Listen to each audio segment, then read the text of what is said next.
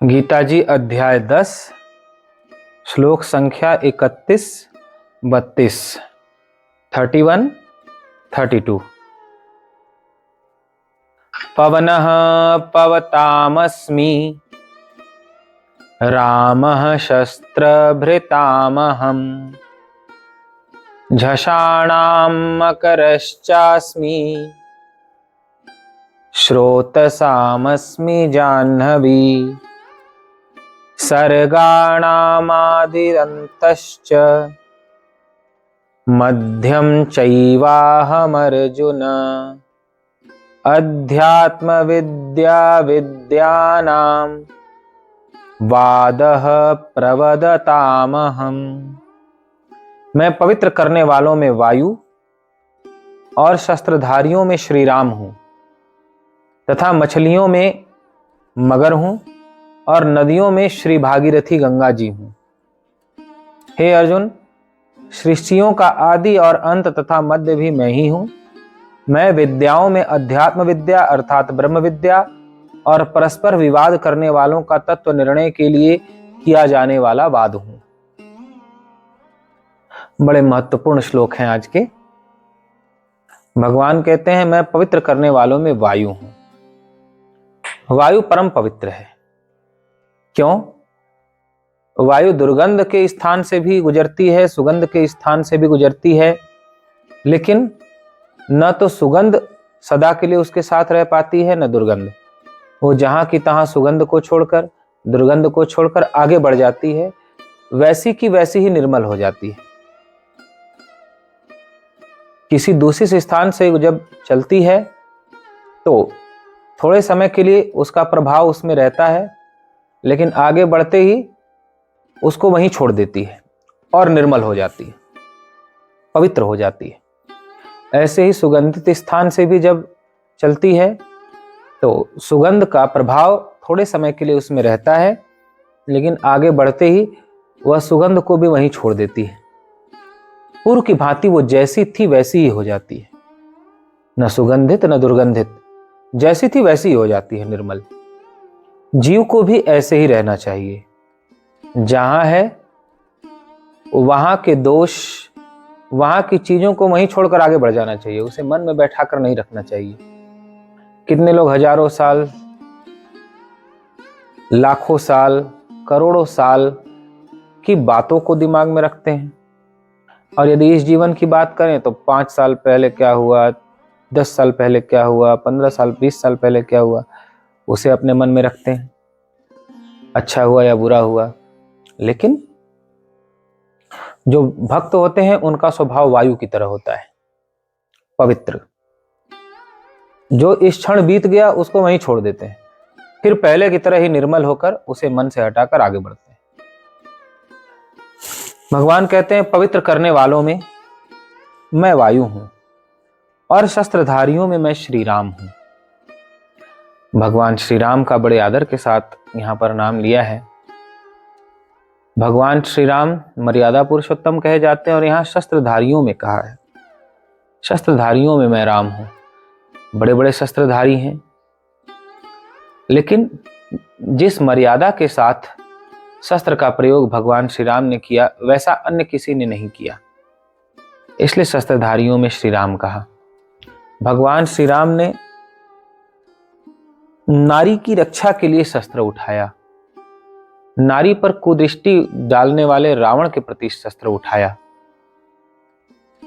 भगवान श्री राम ने कभी कमजोर पर, स्त्री पर, गाय पर, ब्राह्मण पर शस्त्र नहीं उठाया, धर्म के लिए शस्त्र उठाया। तो शस्त्रधारियों में मैं श्री राम हूं तथा मछलियों में मैं मगर हूं। जल में रहने वाली जितनी मछलियां हैं, भगवान कहते हैं उनमें मगर मैं हूं। मगर भगवान की विभूति है और यह गंगा जी की सवारी भी है। गंगा जी मगर की सवारी करती हैं। हमारे जीवन में भी अगर मगर लगे ही रहते हैं। हम खाते मगर, हम भजन करते मगर, हम कथा सुनते मगर, हम जप करते मगर ये मगर पीछे लगा ही रहता है। तो इस मगर को छोड़ देना चाहिए, बल्कि गंगा जी की जो सवारी है मगर, वह भगवान की विभूति है। उस मगर का हम सभी को ध्यान करना चाहिए। फिर कहते हैं, नदियों में श्री भागीरथी गंगा मैं हूं। यदि कोई 100 योजन दूर से भी गंगा गंगा गंगा गंगा इस नाम का जप करता है तो उसके सारे पाप धुल जाते हैं। 100 योजन दूरी से भी गंगा गंगा का जप करने से जब सारे पाप नष्ट हो जाते हैं, फिर प्रत्यक्ष गंगा जी के दर्शन का, उसमें स्नान करने का, उनके जल को पान करने का क्या फल होगा। गंगा जी के अवतरण की कथा पुराणों शास्त्रों में आती है। वाल्मीकि रामायण में भी इसका वर्णन आया है। एक बार राजा सगर अश्वमेध यज्ञ कर रहे थे। 99 अश्वमेध यज्ञ कर लिया था। 100वां अश्वमेध यज्ञ करने जा रहे थे। देवराज इंद्र उनका अश्व चुरा कर ले गए। जो यज्ञ में दीक्षित हो जाता है वह शस्त्र नहीं उठा सकता, इसलिए राजा सगर स्वयं शस्त्र धारण करके इंद्र का सामना नहीं कर सकते थे। तो उन्होंने अपने 60,000 पुत्रों को भेजा, जाओ अश्व ढूंढ कर लाओ जिससे मैं अपना यज्ञ पूरा कर सकूं। 60,000 पुत्र 10 दिशाओं में अश्व ढूंढने लगे। कहीं अश्व प्राप्त नहीं हो रहा था। उन्होंने पृथ्वी को खोदना शुरू किया। सगर के पुत्रों ने खोदा, इसलिए उसका नाम पड़ा सागर, जहां आज बड़ा जलाशय है। इंद्र ने अश्व चुराकर कपिल मुनि के आश्रम के बाहर बांध दिया था। कपिल मुनि ध्यान में थे, उन्हें इस बात का पता न चला कि उनके आश्रम पर इंद्र घोड़ा बांधकर चला गया है। 60,000 पुत्र जब अश्व ढूंढते ढूंढते आश्रम के निकट पहुंचे तो वहां घोड़ा बंधा हुआ देखा। पास में ऋषि को ध्यानस्थ देखा। तो ढूंढते ढूंढते वो इतने परेशान हो गए थे कि उन्होंने विचार नहीं किया कि मुझे संत के प्रति कैसा व्यवहार करना चाहिए। परम तेजस्वी कपिल मुनि को चोर समझ बैठे, उन पर आक्रमण करने दौड़े। तो कपिल मुनि ने नेत्र खोलकर देखा और उनके क्रोधाग्नि से जलकर 60,000 पुत्र भस्म हो गए। जब आने में बहुत विलंब हुआ तब राजा सगर ने अपने पौत्र अंशुमान को भेजा कि तुम जाओ अश्व लेकर आओ जिससे मैं यज्ञ पूरा कर सकूं, और अपने चाचाओं को भी ढूंढो कि वो कहां गए, अब तक क्यों न लौटे। अंशुमान गए।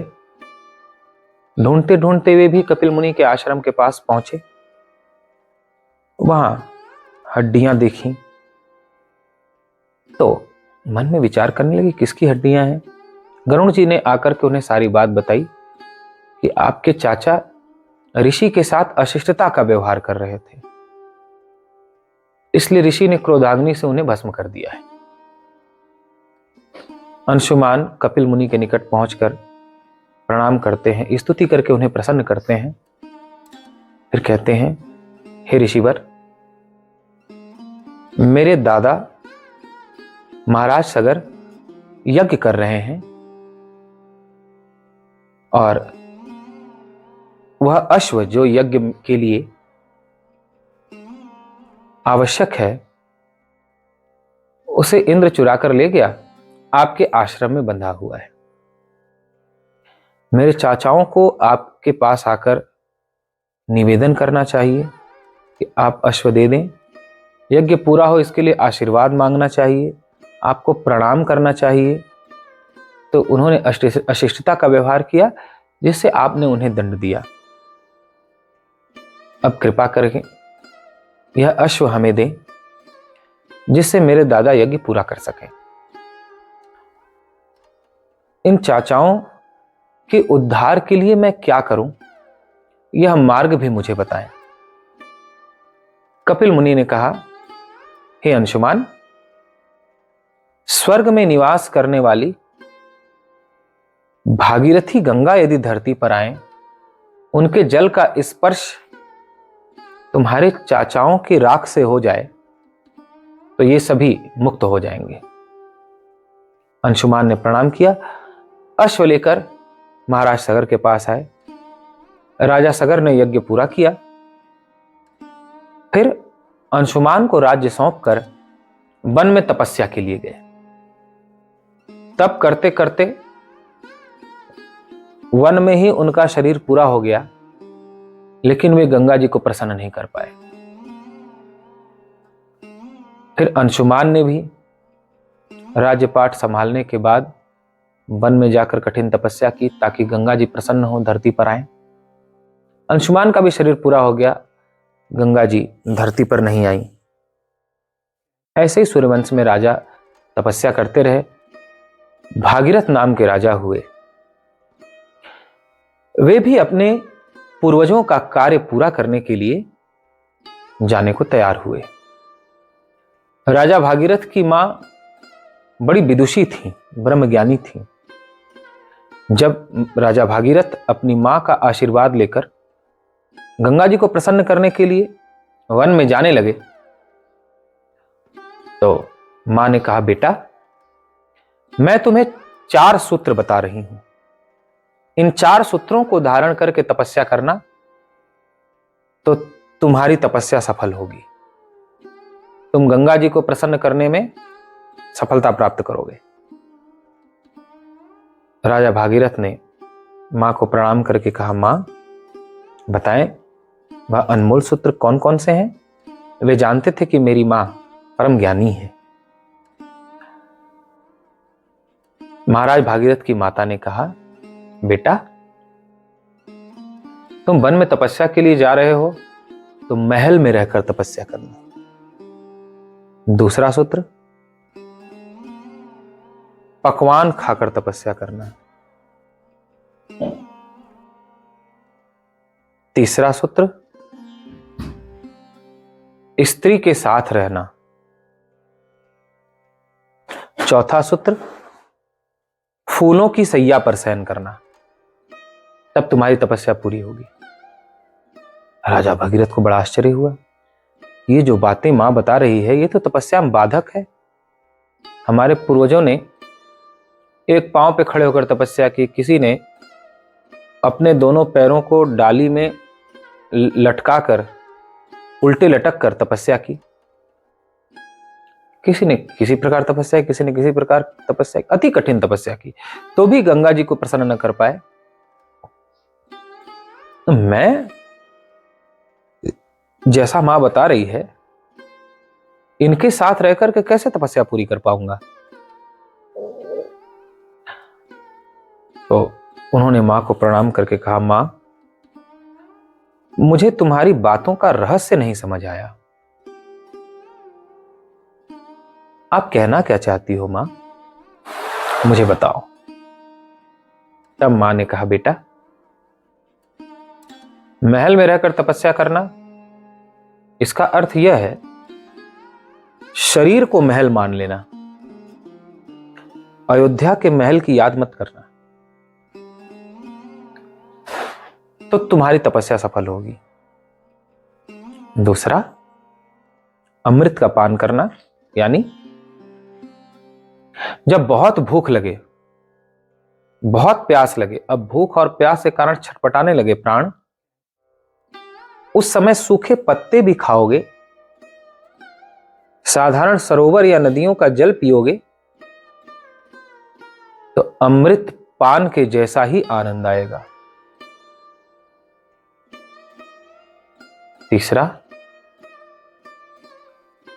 फूलों की सैया पर शयन करना, यानी नींद से जब शरीर गिरने लग जाए, थक कर चूर चूर हो जाए, उस समय कठोर चट्टान पर शयन करोगे तो भी फूलों की सैया पर सोने जैसा ही आनंद आएगा।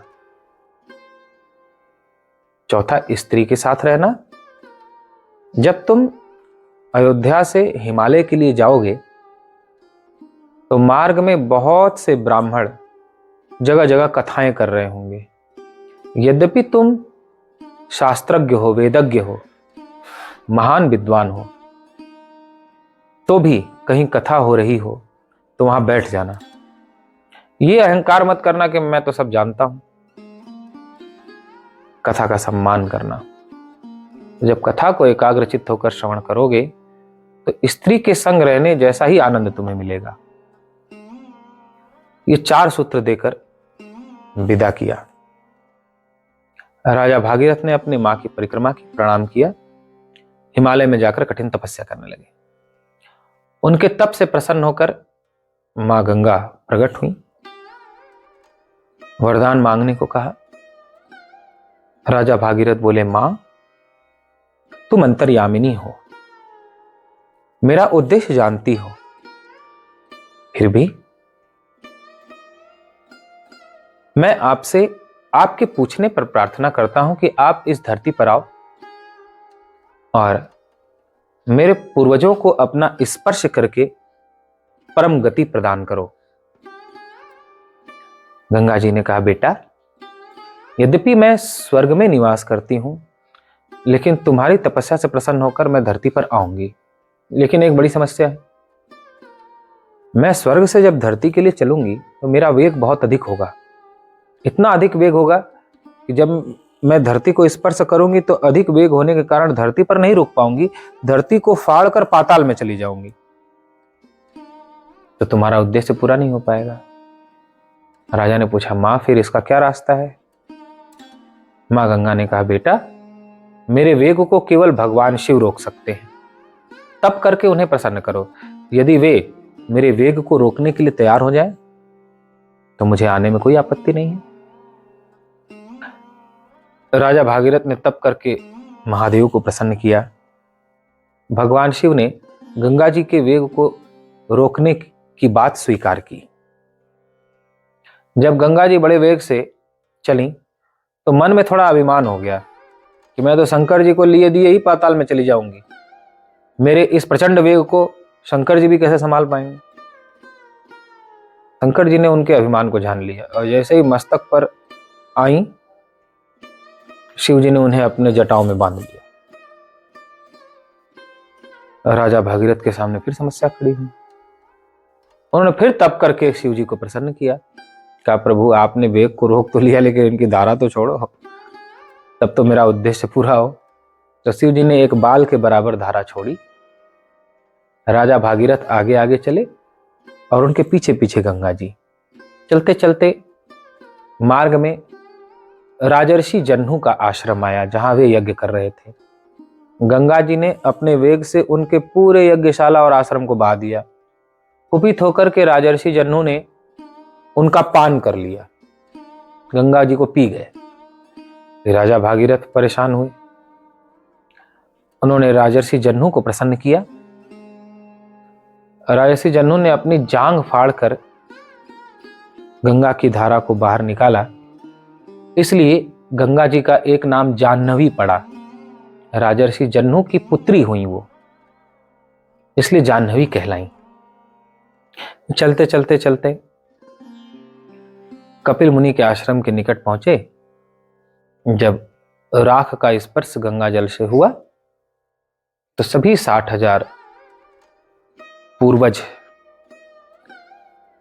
मुक्त होकर के भगवत धाम को चले गए। इस प्रकार इस धरा पर गंगा जी का अवतरण हुआ।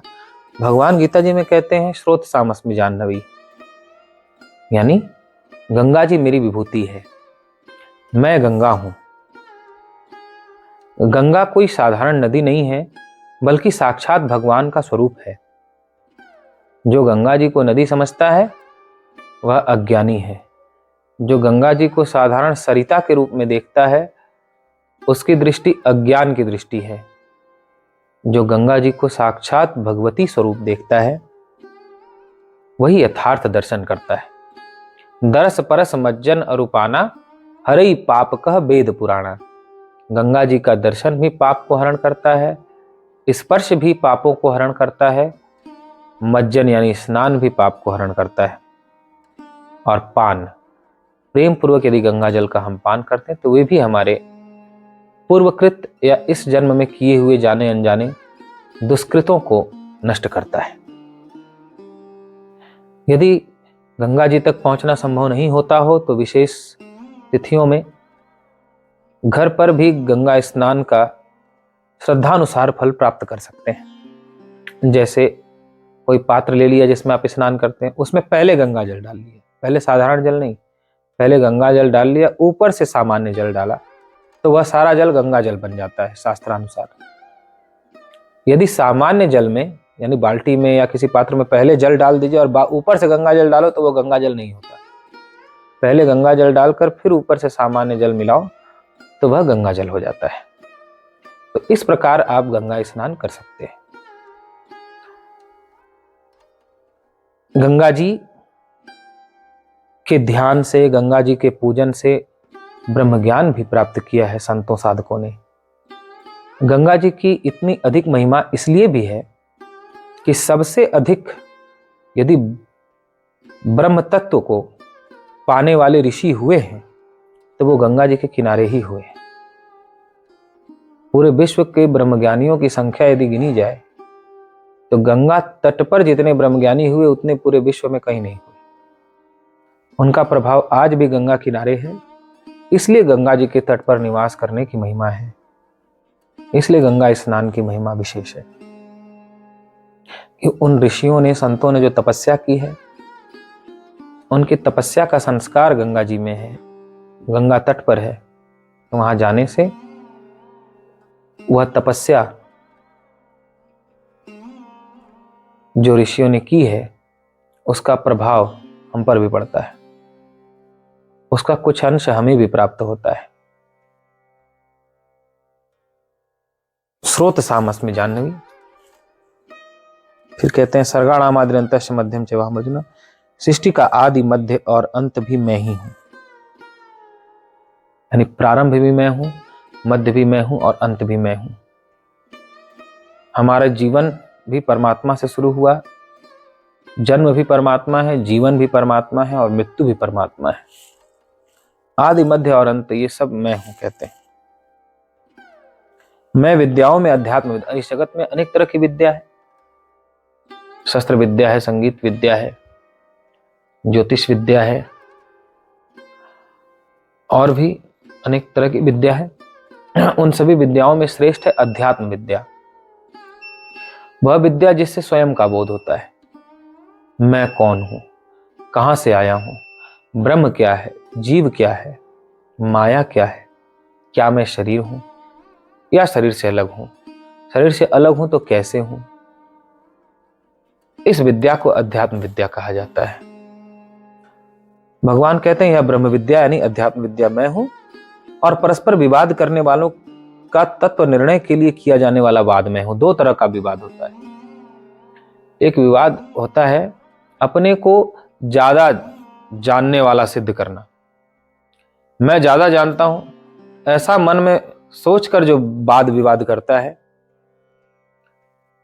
उस वाद विवाद का कोई महत्व नहीं है, वह अहंकार को दिखाने वाला बकवास मात्र है।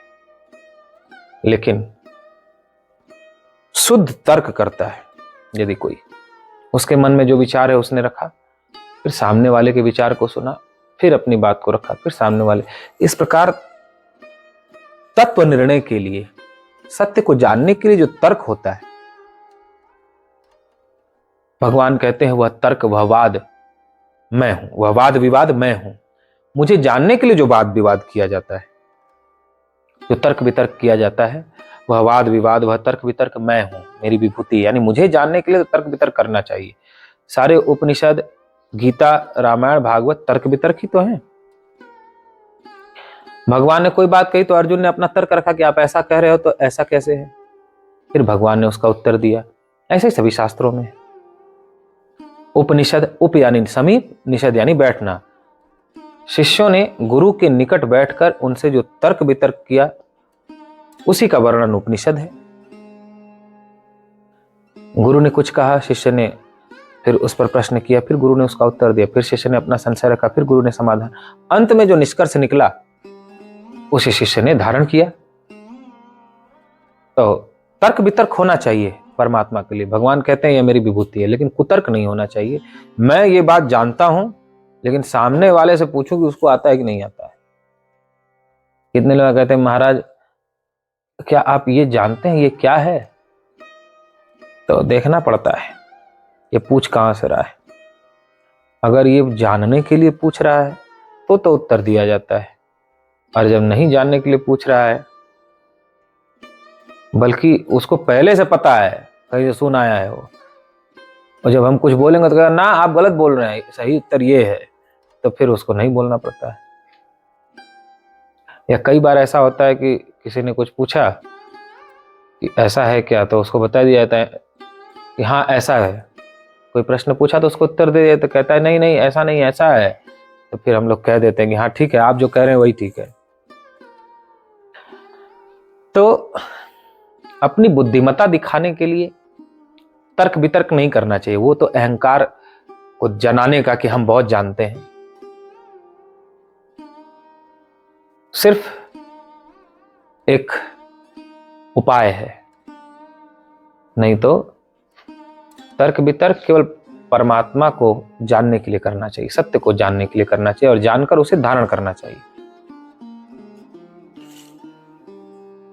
भगवान ने आज अपनी इन विभूतियों का वर्णन किया, जिस पर सभी लोग विचार करेंगे तो सभी का मंगल होगा। बोलिए गीता माता की जय।